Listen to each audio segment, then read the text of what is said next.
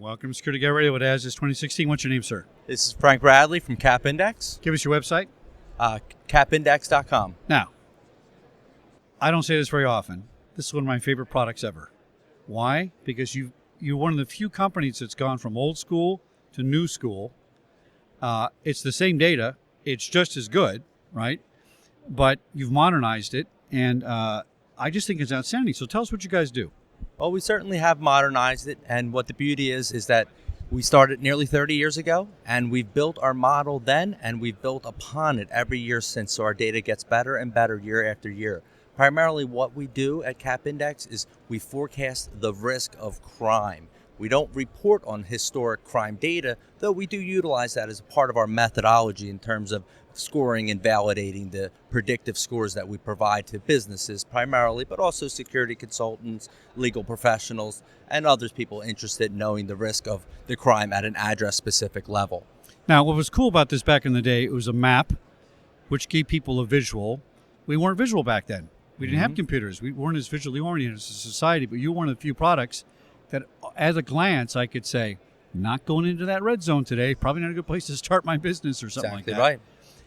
Have you changed your methodology at all about how you compile the data and make the analysis?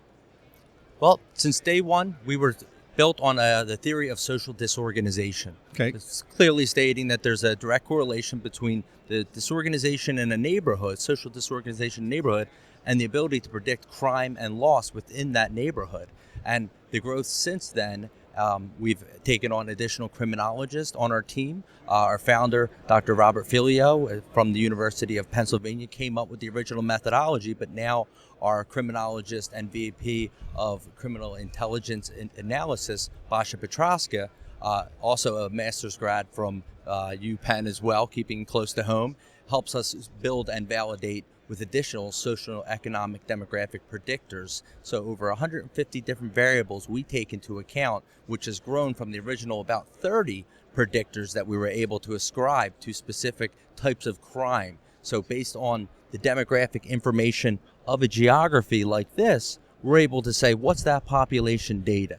And based on that population, things like educational levels, housing value, population density, we're able to ascribe scores that correlate with specific types of crime and overall crime risk so that we can look at this area, this whole area of a map. So individual census tracts are scored based on those legal inhabitants. This particular one here, this 862, that means it's 8.62 times the national average for a crime to occur within that census tract. And that's right across from the White House. USA. This is an actual map, right? This is the actual map of the White House. X marks the White House. The White House is right here in this nice green census tract. But this talks about, the journey of crime, and as well back to the theory of social disorganization.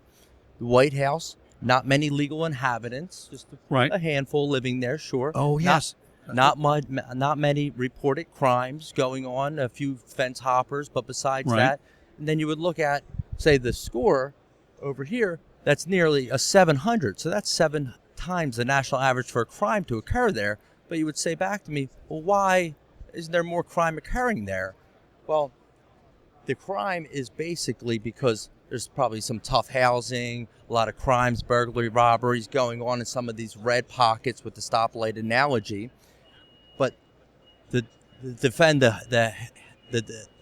office of the president obviously is a tall task, so they put extreme countermeasures, but they also assess this risk. They know the neighborhood risk. They know that neighborhood, and that's why they have specific security countermeasures in place, and that's how people use our data in the same way. Whether you're a retailer, you're a security consultant, a utility, across the board, mostly people with many doors, but even down to the individual, how can you objectively assess risk with the CAP score? Now, what's interesting is you got some pink there next to the White House and some yellow very close, so it's not all green. And I think it was interesting how you hit on the fact that not a lot of occupants in that area. Yep. So it's not just we had 5 robberies over here, therefore we're going to have 5 more. It's based on population, some serious algorithms and thinking and processing on this, right? Now, Very much so. I can go online and I can find crime map this and crime map that. Sure. And there's a bunch of little pop-ups that say, look, here's all the guns and robberies and burglaries. Yeah, and nice tools. Right. Now, that's just kind of raw data, isn't it? This is just, here's how many happened. That doesn't really tell me if it's going to happen or could happen. Differentiate your product from those things. Chuck, you hit the nail on the head right there. That's a historic record of the crime. It's much like the FBI UCR Right. data. Sometimes they release that, 2 years after the fact? Oh, 2 years. Wow. Yeah, it could go that far. So even historic police data, it's kind of like, think about the analogy of the weather forecast. We're in Orlando. We're lucky enough to be in Orlando this event, but it's probably about 90 degrees. It's probably a chance of rain. Easier to forecast here in Orlando, I presume. But just because last year at this time, maybe there was a cold front going through and it was 70 degrees and completely dry and low humidity, this date last year, that doesn't give you the ability to predict what the weather is today, this year, at Right. this location. You need to take in additional factors. What's the barometer? What's the humidity? What is your map pattern telling you is going to happen? So what is the prediction of what that weather forecast will be? Same analogy applies to our map as opposed to just historic crime records. Just because a crime of passion may have occurred, a robbery occurred at a convenience store on this corner on this night, doesn't mean it's going to happen again next year on that same night. But the probability of a crime occurring at that convenience store could be based and is based on those legal inhabitants. Who are those? Many ways, same as the same distance that pulls your customers is probably where you're going to be pulling your criminal activity as well. Now, most people don't go print copy. Most people don't go mapping. It's all digital. I suppose you have a digital offering of this too, Of right? course.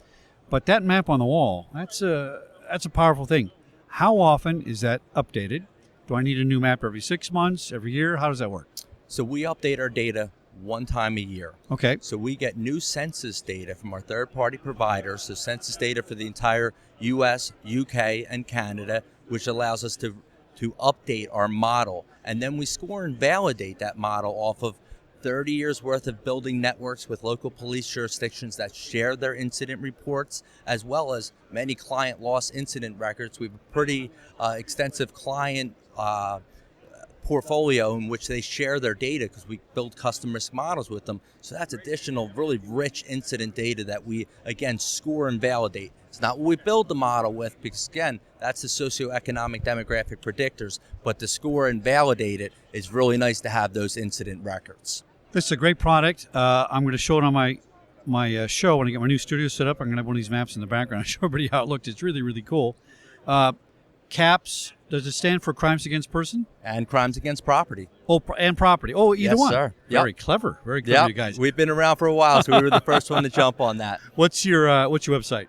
It's capindex.com. And your name one more time. Frank Bradley. Frank, thanks for coming on Security Guy Radio. This is a great product, everybody. I've literally had this in the studios, going back 15, 20 years we were using it. And at the police departments we had these as well. Sure, and that absolutely. goes back as long as you've been in business. I've been looking at these maps. These are really great. One of my favorite products here at As is 2016 Orlando, and favorite products of all time, I must say. So thanks for coming on the show. Appreciate it. Thanks, Chuck.